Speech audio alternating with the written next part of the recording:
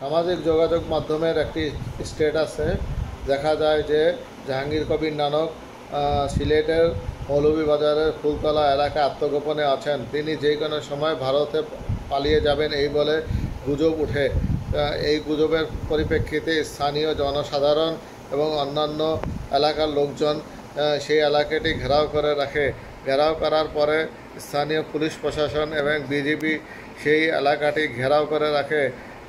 যেই বাড়িতে জাহাঙ্গীর কবির নানক অবস্থান করছে বলে ধারণা করা হচ্ছিল, সেই বাড়িটি ঘেরাও করে পুলিশ তল্লাশি করে। সেই বাড়িটি স্থানীয় আওয়ামী লীগ নেতার।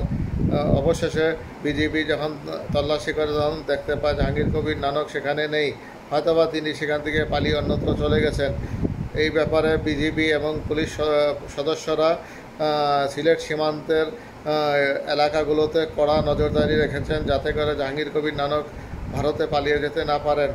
এই ব্যাপারে পুলিশের স্থানীয় সদস্যদের বা ওসি ইনচার্জকে জিজ্ঞাসাবাদ করা হয়, তখন তিনি জানিয়েছেন যে সেখানে একজন রোহিঙ্গাকে পুশব্যাক করা হয়েছে।